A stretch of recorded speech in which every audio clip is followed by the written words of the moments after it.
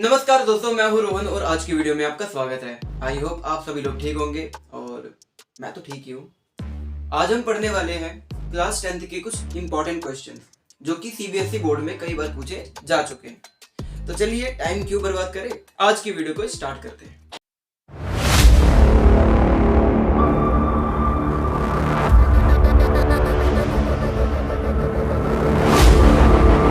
तो ये मेरे पास कुछ इंपॉर्टेंट क्वेश्चंस हैं जिनका लिंक मैं आपको डिस्क्रिप्शन में दे दूंगा।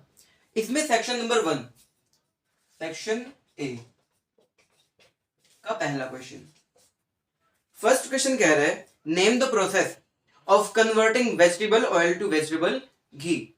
कि ऐसा कौन सा प्रोसेस है जिसकी हेल्प से हम वेजिटेबल ऑयल को वेजिटेबल घी में कन्वर्ट करते हैं। उस प्रोसेस को बोलते हैं हम हाइड्रोजिनेशन। उस प्रोसेस का नाम होता है हाइड्रोजिनेशन। हाइड्रोजिनेशन। अब इस प्रोसेस के बारे में हम जान लेते हैं। यह हेल्प करता है वेजिटेबल ऑयल को घी में कन्वर्ट करने में।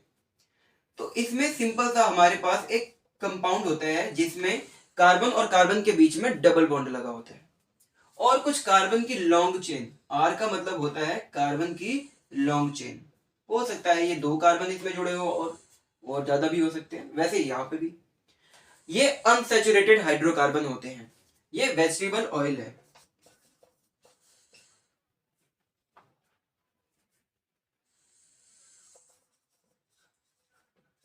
और इनका हम हाइड्रोजिनेशन करते हैं। हमने क्या करना होता है, यहाँ पे हाइड्रोजन गैस देनी होती है। हाइड्रोजन देते हैं हम रिएक्शन में, हाइड्रोजन दिया जाता है और निकेल का कैटलिस्ट होता है। निकेल कैटलिस्ट की हेल्प से हमें इसको सैचुरेटेड हाइड्रोकार्बन में कन्वर्ट कर देते हैं। इट मींस कि इसके जो डबल बॉन्ड है इसको हम ब्रेक कर देते हैं।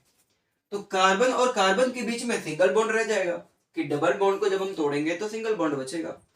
और यहाँ पे एक आर, यहाँ पे भी एक आर। उसी तरीके से यहाँ पे भी एक आर थे, इसके पास भी एक आर था, लेकिन इस कार्बन की एक वैलेंसी रहेगी। तो यहां जो हमने हाइड्रोजन ऐड किया था उसमें एक हाइड्रोजन का एटम इस कार्बन पे अटैच हो जाएगा और एक हाइड्रोजन का एटम दूसरे कार्बन के ऊपर अटैच हो जाएगा। इस तरीके से दोनों कार्बन की वैलेंसी कंप्लीट हो गई है। ये होता है वेजिटेबल घी। अब जरा इसके बारे में जान लेते हैं। जब कंपनीज होती हैं वो अनसैचुरेटेड हाइड्रोकार्बन को सैचुरेटेड हाइड्रोकार्बन में कन्वर्ट कर देती है। ये वेजिटेबल ऑयल अनसैचुरेटेड होता है और इसको सैचुरेटेड में कन्वर्ट कर देती है। ये हमारे लिए काफी खतरनाक होता है क्योंकि जो सिंगल बॉन्ड होता है ना, इसको ब्रेक करना बहुत ही मुश्किल की बात होती है। डबल बॉन्ड को तोड़ना बहुत इजी होगा बट सिंगल बॉन्ड को तोड़ना बहुत मुश्किल होता है। तो इसका मतलब यह है कि हम इसे डाइजेस्ट नहीं कर पाएंगे। अगर इसको डाइजेस्ट नहीं कर पाओगे तो ये एक फैट है। तो फैट हमारी बॉडी में जाके इकट्ठा हो जाता है। अक्सर आपने देखा होगा कई लोगों के पेट बाहर होते हैं, कई लोगों के अंदर चर्बी बहुत होती है, फैट बहुत होता है। वो फैट इसी की वजह से है, वेजिटेबल घी जो कि डाइजेस्ट नहीं कर पाया। और हमारी बॉडी जिस चीज को डाइजेस्ट नहीं कर पाती उसको स्टोर कर लेती है। तो इस तरीके से मोटापा बढ़ता है जो कि हमारे लिए काफी खतरनाक है। कंपनी इस तरीके से काम करती है। इसका अगला क्वेश्चन है कि give the reason of statement, कि ये स्टेटमेंट का रीजन बताओ। क्वेश्चन नंबर 2 कह रहा है कि since the ovary produces 1 egg every month, जो ओवरी होती है ये हर मंथ एक एग रिलीज करती है। The uterus also prepares itself every month by making it's lining thick and spongy. जो यूट्रस होती है इसकी वॉल भी मोटी हो जाती है। कैसे? कुछ इस तरीके से हम बनाएंगे शेप। और यहां पे हमारे पास होता है ओवरी, ये दूसरी तरफ इसकी ओवरी होगी। इसको हम बोलते थे सर्विक्स और ये है वजीना। ये जो वॉल होती है, यहाँ की ये जो वॉल है ये थिक हो जाती है। कैसे हो जाती है? थिक हो जाती है। ऐसा क्यों? ये वॉल बिल्कुल थिक क्यों हो जाती है? देखिए क्या होता है कि जब फर्टिलाइजेशन होता है तो यहां से एग रिलीज होगा और इसके थ्रू स्पर्म यहां तक जाता है। इसको बोलते हैं ट्यूब, फेलोपियन ट्यूब, इस ट्यूब का नाम होता है फेलोपियन ट्यूब। तो यहाँ पे स्पर्म आएगा, स्पर्म आके एग से मीटिंग होगी तो फर्टिलाइजेशन होगा, फर्टिलाइजेशन के बाद एग कैसा हो जाता है, फर्टिलाइज्ड हो जाता है, तो वो जाइगोट के फॉर्म में यूटेरस की वॉल पे आके चिपक जाता है। ये फर्टिलाइज होके कैसा हो जाता है, यूटेरस की वॉल पे आके चिपक जाता है, जिसको हम बोलते हैं जाइगोट। अब इस जाइगोट को जिंदा रहना है क्योंकि ये एक ऑर्गेनिज्म है, इसको एक नए बच्चे में जन्म देना है, तो इसको कुछ खाने की जरूरत होगी, इसको न्यूट्रिएंट की जरूरत होगी, इसके पास तो ना हाथ है, ना मुंह है, ना पैर है, तो ये खाना कैसे खाएगा। तो ये क्या करता है, एक वायर यहाँ पे यूएसबी केबल, समझो एक यूएसबी केबल इस वॉल पे चिपका देता है, और ये जो वॉल है ये स्पॉन्जी इसलिए है क्योंकि इसके अंदर ढेर सारा न्यूट्रिएंट है, इसको बोलते हैं यूट्रस। इसकी वॉल स्पॉन्जी इसलिए है ताकि ये जाइगोट को न्यूट्रिएंट दे सके। इसका सिंपल सा आंसर है कि ये इसको न्यूट्रिएंट देने के लिए स्पॉन्जी हो जाती है यूटेरस की वॉल। तो क्वेश्चन नंबर 3 है, ये क्या कहता है,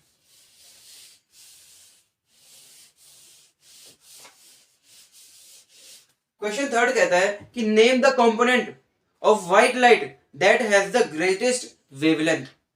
व्हाइट लाइट के कुछ कंपोनेंट होते हैं, आपको पता होगा कि व्हाइट लाइट जब भी ब्रेक होती है तो ये 7 रंगों में टूट जाती है। न्यूटन ने बताया था, सर आइजैक न्यूटन ने पहली बार बताया था कि व्हाइट रंग के जब हम कंपोनेंट को तोड़ते हैं तो वो पूरे 7 रंग में टूट जाती है, वो होती है विबग्योर। थर्ड क्वेश्चन का आंसर विबग्योर, VIBGYOR, विबग्योर। इसमें violet, indigo, blue, green, yellow, orange, red, ये सारे कंपोनेंट होते हैं। अब इस क्वेश्चन में क्या बोला है कि कौन सा कंपोनेंट है जिसकी वेवलेंथ सबसे ज्यादा है। तो यहां पे आपको कुछ रटना पड़ेगा, अपने दिमाग में कुछ लिखना पड़ेगा कि रेड की वेवलेंथ, इसकी वेवलेंथ सबसे ज्यादा होती है, रेड की वेवलेंथ सबसे ज्यादा होती है, और इसकी फ्रीक्वेंसी सबसे कम होती है।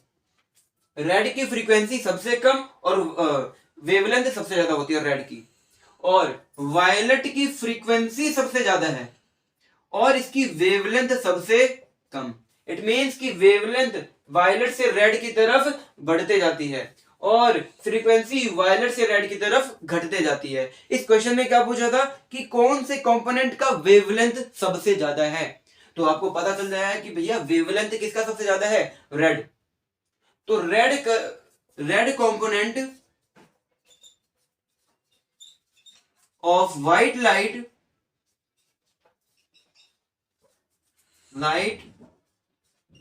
has greatest wavelength। ये हमारे क्वेश्चन का आंसर है कि व्हाइट लाइट के पास सबसे ज्यादा वेवलेंथ होती है, इसकी वेवलेंथ सबसे ज्यादा होती है। हमारे ये थर्ड क्वेश्चन हो गया, बहुत इजी था ये क्वेश्चन। और इससे रिलेटेड ये क्वेश्चन भी आ सकता है कि कौन से कंपोनेंट की फ्रीक्वेंसी सबसे ज्यादा होती है। हम बोल देंगे कि वो होती है वायलेट की, क्योंकि वायलेट की फ्रीक्वेंसी सबसे ज्यादा होती है। इसमें पूछ सकता है कि सबसे कम फ्रीक्वेंसी किसकी होगी, तो हम कह देंगे भैया रेड कलर की। तो इस तरीके से क्वेश्चन घुमा के भी दे सकता है। अगला question, question number 4। Question number 4 कहता है कि which natural resources are the biodiversity hotspot, कि कौन सा नेचुरल रिसोर्स है जो बायोडाइवर्सिटी का हॉटस्पॉट हो। क्या हो, हॉटस्पॉट। देखिए हॉटस्पॉट का मतलब आप समझ लीजिए, हॉटस्पॉट का मतलब होता है ऐसी जगह जो सबसे मेन है, सबसे इंपॉर्टेंट, मोस्ट इंपॉर्टेंट प्लेस, उसको हम बोलते हैं हॉटस्पॉट बोलते हैं। तो नेचुरल रिसोर्स का जो बायोडाइवर्सिटी का हॉटस्पॉट है, किसका, बायोडाइवर्सिटी का, बायोडाइवर्सिटी का हॉटस्पॉट,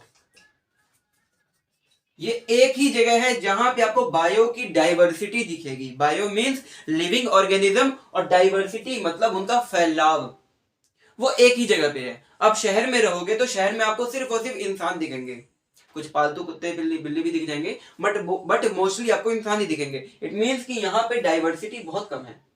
तो ऐसी कौन सी जगह है जहां पे डाइवर्सिटी सबसे ज्यादा है, वो भी ऑर्गेनिज्म का, वो एक ही प्लेस है, वो है जंगल। तो हमारे इस क्वेश्चन का आंसर होगा फॉरेस्ट। बायोडाइवर्सिटी का हॉटस्पॉट कौन है भैया? फॉरेस्ट। कि जंगल में सबसे ज्यादा बायोडाइवर्सिटी होती है। इस क्वेश्चन का आंसर ये। Suggest what happens when there is a loss of biodiversity. अगर बायोडाइवर्सिटी में लॉस हो जाए, अगर बायोडाइवर्सिटी में लॉस हो जाएगा तो बहुत सारे ऑर्गेनिज्म का घर छिन जाएगा, उनका जो हैबिटाट है वो छिन जाएगा, और इसमें बायोडाइवर्सिटी डिसबैलेंस हो जाती है, बायोडाइवर्सिटी डगमगा जाएगी। इस केस में क्या होगा भैया? इंसानों को रहने में दिक्कत होगी। जंगलों में पेड़ पौधे ज्यादा होते हैं, अगर उनकी बायोडाइवर्सिटी में कुछ भी लॉस हुआ तो हमें सांस लेने के लिए ऑक्सीजन नहीं मिलेगा, खाने के लिए फल वगैरह नहीं मिलेंगे, और बहुत सारी चीजें हमें नहीं मिलेंगी जो कि हमें फॉरेस्ट से मिलती हैं। कुछ जानवर जो हमें पालतू मिलते हैं हमें वो भी नहीं मिलेगा। तो बायोडाइवर्सिटी के लॉस में हमें क्या मिलेगा? हमें बहुत ज्यादा लॉस होगा। क्या होगा? हमारी जो बायोडाइवर्सिटी है ये डगमगा जाएगी, इम्बैलेंस यानी कि डिसबैलेंस हो जाएगी। इस क्वेश्चन का आंसर ये था। अगला जो क्वेश्चन है क्वेश्चन नंबर 5।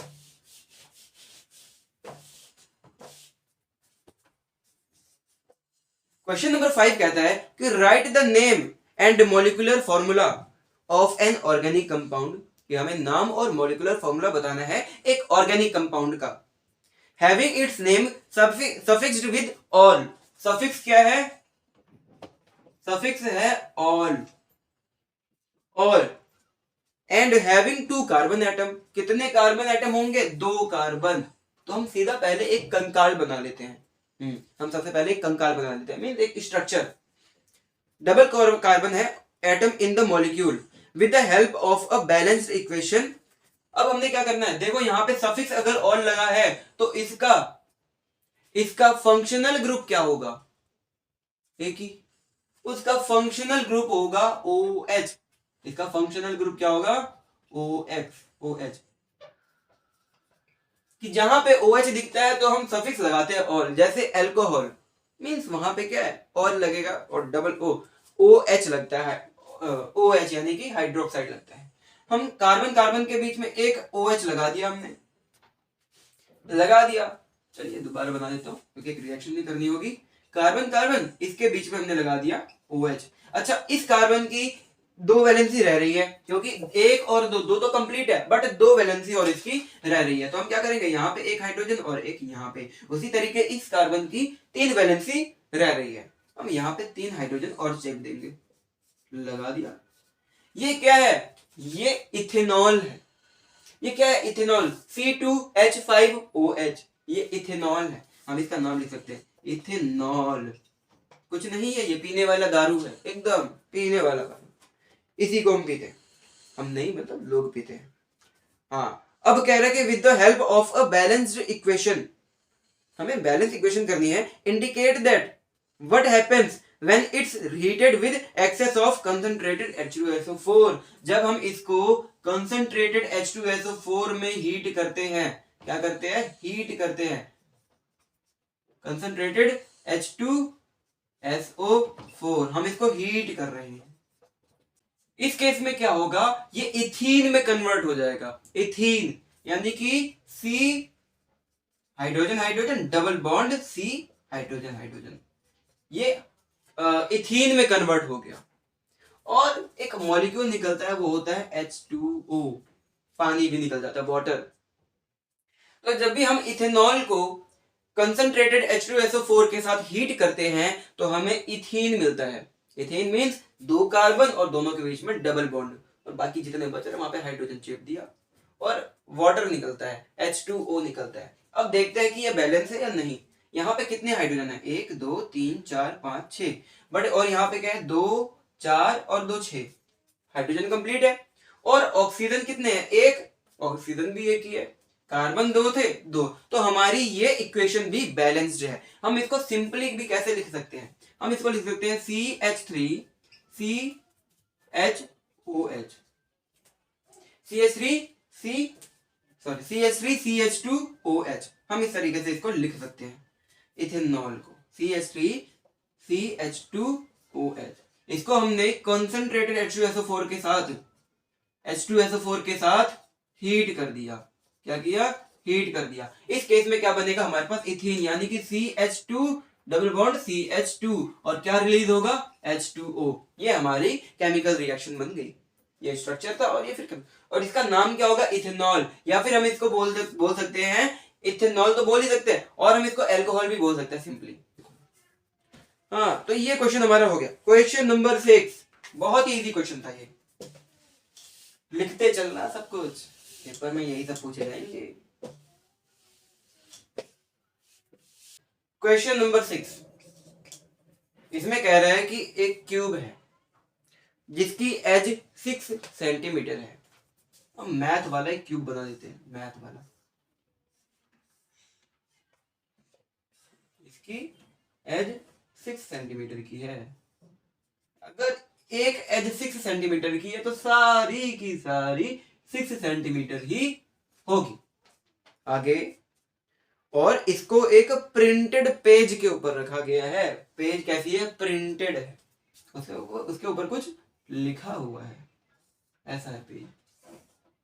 कैसे भी मैंने पेज बना दिया, इसके ऊपर कुछ प्रिंटेड है। At what distance from the top, कितनी, हम जब देखेंगे ऊपर से इस लेटर को, मान लिया यहाँ पे कोई लेटर लिखा हुआ है, मैंने बोल दिया आर, प्रिंटेड पेज के ऊपर एक लेटर लिखा है आर। हम इसको जब ऊंचाई से देखते हैं, इस ऊंचाई से 6 सेंटीमीटर पे से देखते हैं, तो हमें ये थोड़ा सा ऊपर की तरफ अपीयर सा लगेगा, हमें लगेगा कि आर थोड़ा सा ऊपर ही है। हाँ, तो वही हमने निकालना है कि असल में जो हमें दिख रही है इमेज, वो कितनी गहराई में हमें दिखेगी। देखो एक्चुअली में इसका डेप्थ है 6 सेंटीमीटर, क्योंकि गहराई इसकी 6 सेंटीमीटर पे है, लेकिन जो हमें अपीयर सा होगा, हमें लगेगा कि भैया यहाँ पे दिख रही है इमेज। मैंने इसको बोल दिया डी डैश, कि जो लेटर जो हमें अपीयर होगा इसकी गहराई लगभग डी डैश पे आएगी।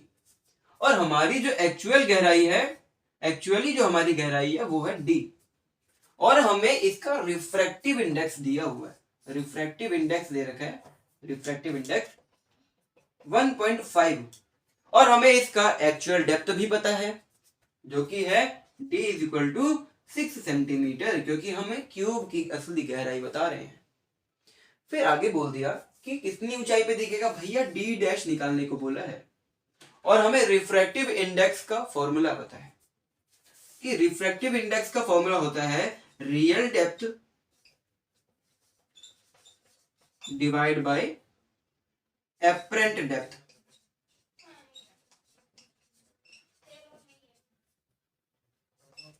Real depth divide by apparent depth होगी, और रियल डेप्थ हमें पता है डी है, और एपरेंट डेप्थ है डी डैश। हमें एन की वैल्यू पता है, जो कि है 1.5 is equal to real depth D की वैल्यू हमें पता है 6 डिवाइड बाय एपरेंट डेप्थ नहीं पता, तो ये डिवाइड में है, उधर जाके मल्टीप्लाई हो जाएगा, जो ये इधर मल्टीप्लाई में है उधर जाके डिवाइड हो जाएगा। तो D dash is equal to 6 divide by 1.5, point उड़ा 15 4 जा 60, तो डी डैश आ गया 4 सेंटीमीटर। ये हमारा आंसर है कि लगभग इतनी गहराई में ये लेटर हमें दिखेगा, कि डी डैश की वैल्यू आई है 4 सेंटीमीटर, तो हमें अपीयर होगा कि ये 4 सेंटीमीटर की गहराई पे ही ये लेटर लिखा हुआ है। इस तरीके से हमारा ये क्वेश्चन होगा। अगला क्वेश्चन है आइसोमर के बारे में, 7वां question. What is meant by isomer? Isomer का मतलब क्या है? आइसोमर, देखो इसका सिंपल सा डेफिनेशन है, द कार्बनिक कंपाउंड्स या फिर the hydrocarbons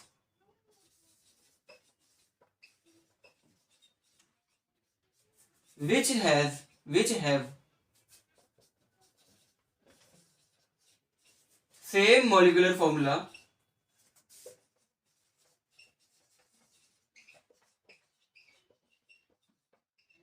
but different structure, कि ऐसे कार्बनिक कंपाउंड जिनके बीच में जिनका जो मॉलिक्यूलर फॉर्मूला है वो सेम हो, बट उनका स्ट्रक्चर अलग हो, उनको हम बोलते हैं आइसोमर।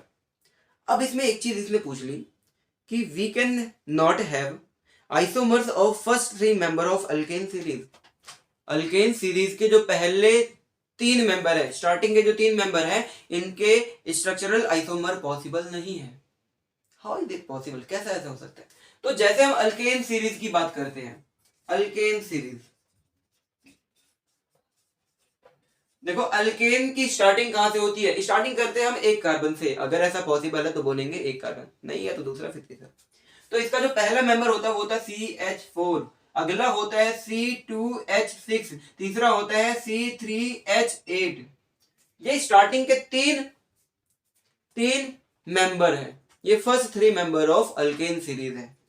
अब इनके स्ट्रक्चर आइसोमर पॉसिबल नहीं है। कैसे? अच्छा, अब CH4 को बस एक ही वे में लिख सकते हो, बस एक ही तरीके से लिख सकते हो, इसको आप दूसरे तरीके से शो नहीं कर सकते, इसका स्ट्रक्चर डिफरेंट नहीं हो सकता, एक ही तरीके का हो सकता। उसी तरीके से C2H6 की कार्बन 2 है, हाइड्रोजन 6।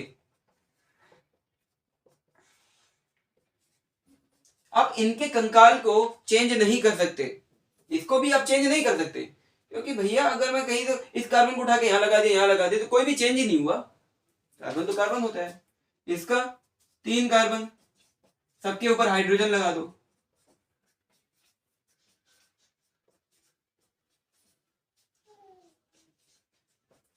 इट मींस इसका भी स्ट्रक्चरल आइसोमर पॉसिबल नहीं है, इसके भी आइसोमर पॉसिबल नहीं है।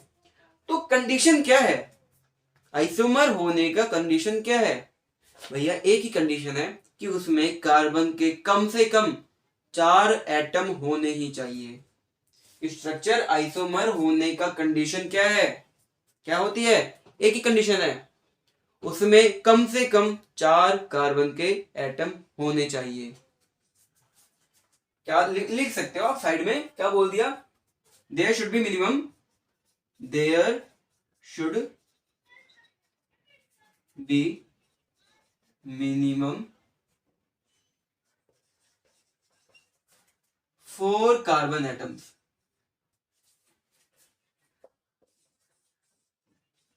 कि उसमें कम से कम 4 कार्बन के एटम होने ही चाहिए, तभी जाके वो एक स्ट्रक्चरल आइसोमर बनेगा।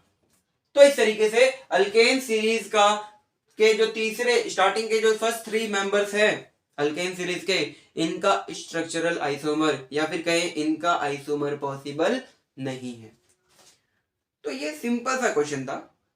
अब ये तो हो गया, अब कह रहा है कि draw the structures of 2 isomers of pentane.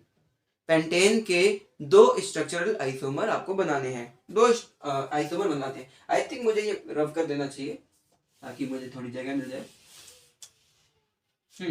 इतना का तो हमें C5H12 का स्ट्रक्चर आइसोमर या फिर आइसोमर बनाना है। सबसे पहले तो हम बनाते हैं एक लीनियर चेन बनाते हैं। कितने कार्बन है? 5, 1 2 3 4 5, और मुझे पता है सारे सिंगल बॉन्ड से लगेंगे क्योंकि ये अल्केन सीरीज का मेंबर है। CH3 CH2 CH2 CH2 CH3, हमारा एक स्ट्रक्चर ये है। और दूसरा हम ये बना सकते हैं कि एक कार्बन के साथ 4 मेथाइल के ग्रुप लगे हैं, मेथाइल ग्रुप CH3 ये भी तो हमारा पॉसिबल है, क्योंकि देखिए यहाँ पे भी 1 2 3 4 5 कार्बन के 5 ही एटम है और हाइड्रोजन के पूरे 12 एटम है। इसमें भी 5 एटम है कार्बन के और हाइड्रोजन के पूरे 12 एटम है। क्वेश्चन में तो बस 2 ही स्ट्रक्चरल आइसोमर बनाने थे, isomer of C5H12। Book question में तो बस 2 बोले हैं, बट हम एक और बनाएंगे, हमारा दिमाग खुराफाती है। हमने इस कार्बन को उठा के यहां लगा दिया, carbon CH3 CH2 CH3 CH3, इसमें भी कितने कार्बन है? पूरे 5, और हाइड्रोजन भी इसमें कितने हैं? पूरे 12। ये भी इसका स्ट्रक्चर आइसोमर है। तो इसके 3 स्ट्रक्चर आइसोमर पॉसिबल होते हैं। पेंटेन के पूरे 3 स्ट्रक्चरल आइसोमर पॉसिबल हैं। चलिए अगले क्वेश्चन पे चल देते हैं। अब इसमें आ गया है कुछ नेम, इसी कार्बन चैप्टर से ही ये भी बिलोंग करते हैं।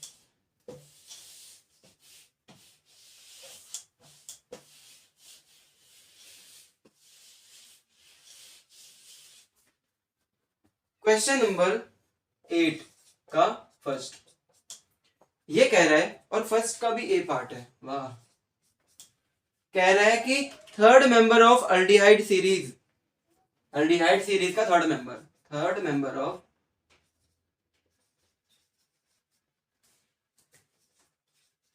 Of aldehyde series.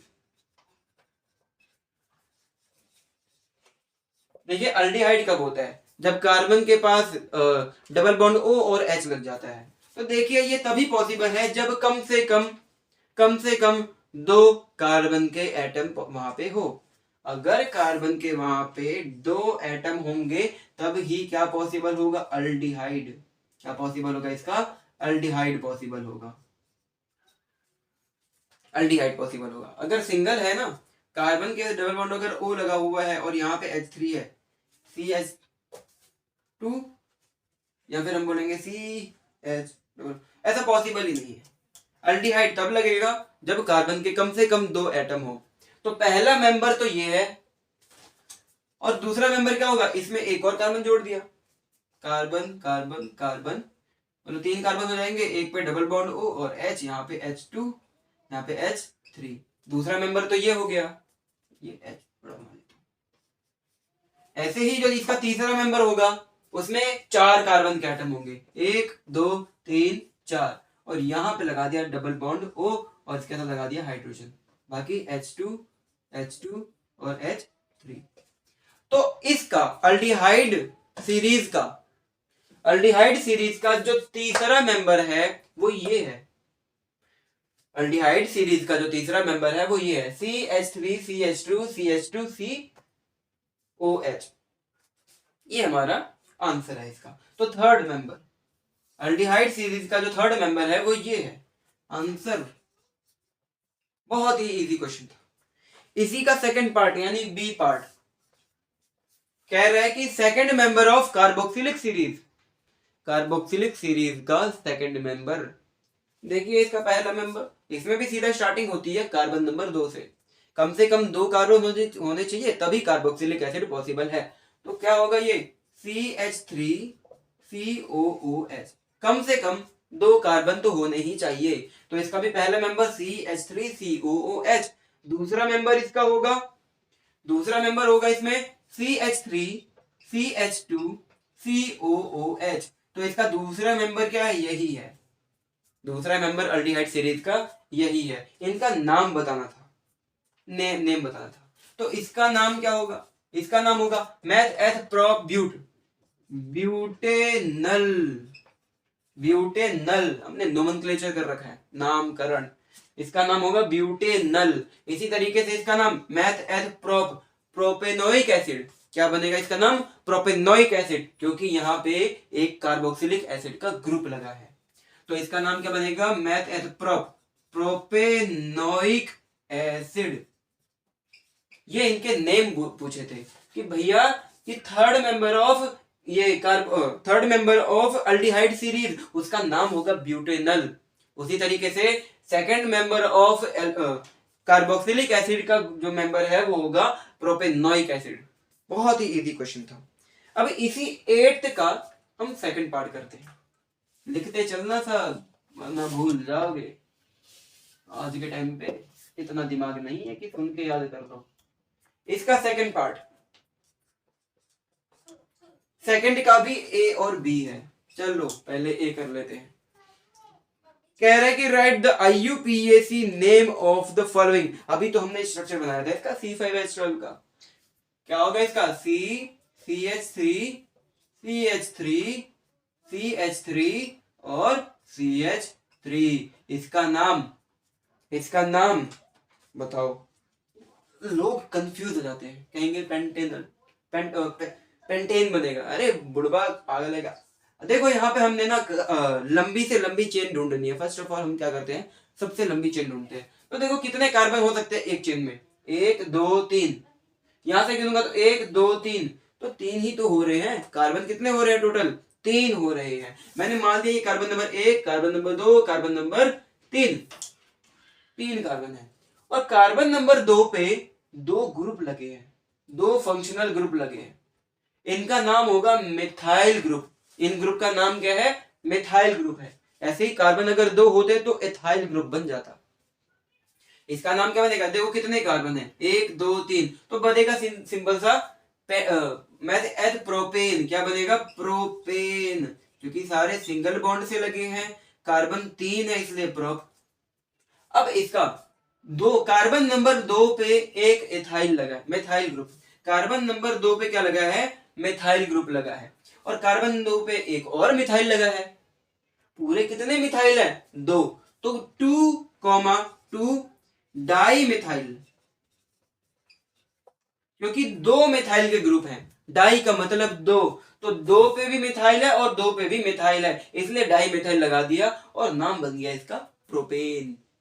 2 di methyl propane, ये हमारे इस क्वेश्चन का आंसर है। ये इसका नेम है, नेम, नामकरण। एक और क्वेश्चन इसी का बी पार्ट, इसी का बी पार्ट कह रहा है कि 4 कार्बन के एटम है, 1 2 3 4, सब पे हाइड्रोजन, सब जगह हाइड्रोजन। और इस पे लगा है OH, यहाँ पे हाइड्रोजन, बाकी जगह पे हाइड्रोजन।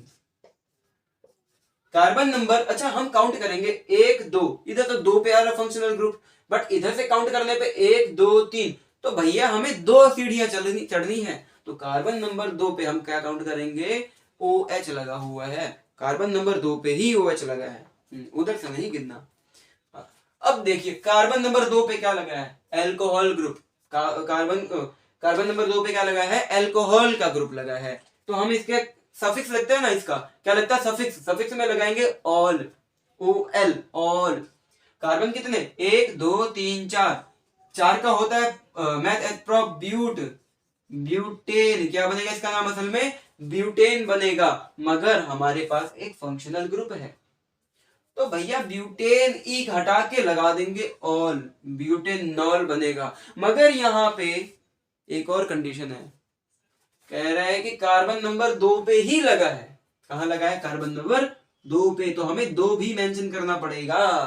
अगर OH यहां लगा होता तो मेंशन करने की जरूरत नहीं है। कार्बन नंबर 1 को हम कभी काउंट नहीं करते, लेकिन अगर 1 के अलावा कहीं आ जाए तो तुमको मेंशन करना पड़ेगा। इसका नाम बन जाएगा butan two ol, butan two ol. इस तरीके से हमारा ये क्वेश्चन होगा। अब ये जो क्वेश्चन है, 4 elements ABCD have atomic number 12 13 14 15 respectively, ये तुम्हारे सिलेबस से कटा हुआ है, चैप्टर नंबर 5 का है, बट फिर भी हम कराएंगे। मिटा दे तो आई थिंक हो गया होगा।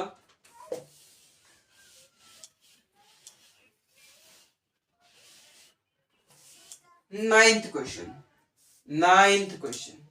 कह रहे हैं कि ABCD है जिसका एटॉमिक नंबर 12 13 14 15 है रिस्पेक्टिवली। A का है 12, B का है 13, C का है 14, D का है 15, लगातार respectively. Answer the following question given with reason.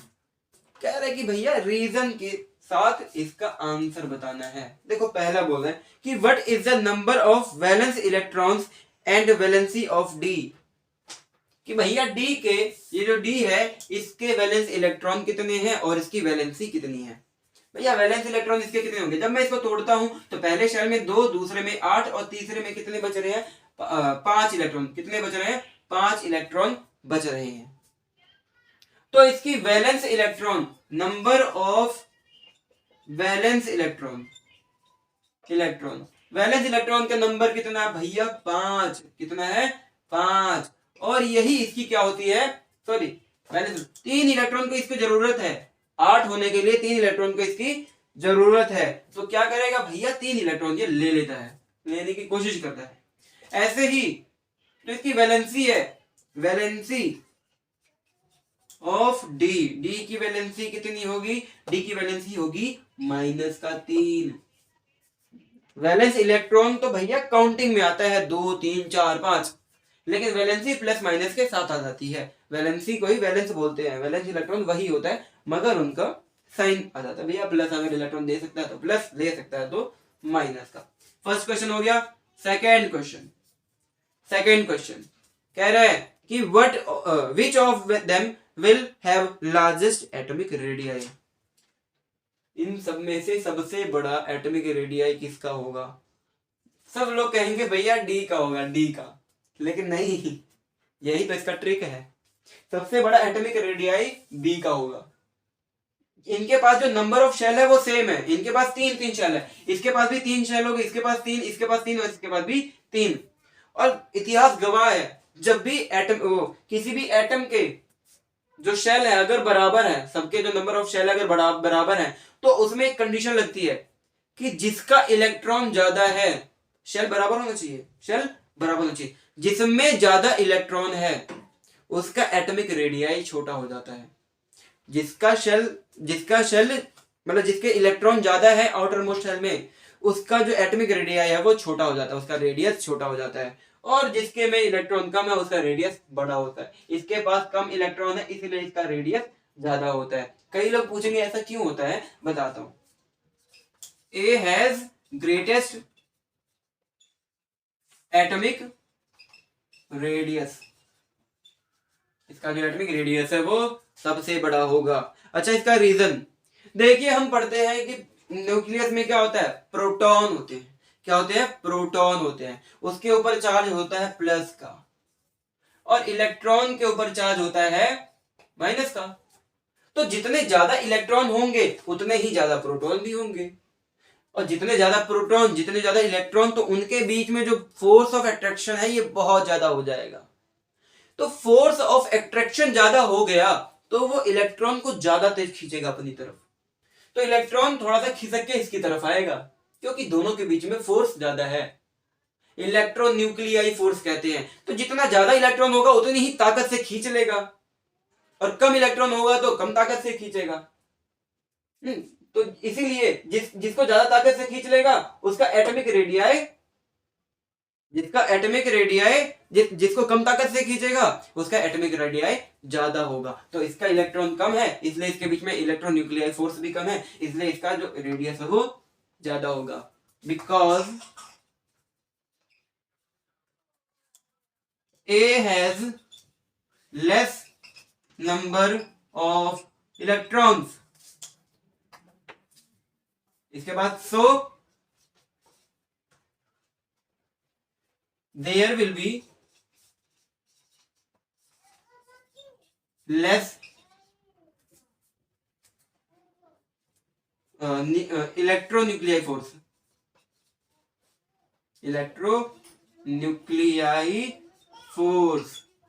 इनके बीच में इलेक्ट्रोन्यूक्लियाई फोर्स कम होगा क्योंकि इसमें नंबर ऑफ इलेक्ट्रॉन कम है। अभी कुछ और भी क्वेश्चन रह रहे हैं, बट ये वीडियो बहुत लंबी हो जाएगी, इसलिए हम इसे अगली वीडियो में देंगे। तो आई होप कि आपको आज की हमारी वीडियो पसंद आई होगी। अगर आई है तो प्लीज इसे लाइक करें और हमारे चैनल को सब्सक्राइब करें। और आपके ग्रुप के ही किसी मेंबर को हमारी वीडियो की जरूरत होगी तो आप उन्हें शेयर भी कर सकते हैं। अगर आपको कोई भी क्वेरी करनी है, कोई भी क्वेश्चन पूछना है, तो आप हमारे सोशल मीडिया हैंडल पर जा सकते हैं या कमेंट में भी पूछ सकते हैं। तो चलिए मिलते हैं अगली वीडियो में, तब तक के लिए नमस्कार।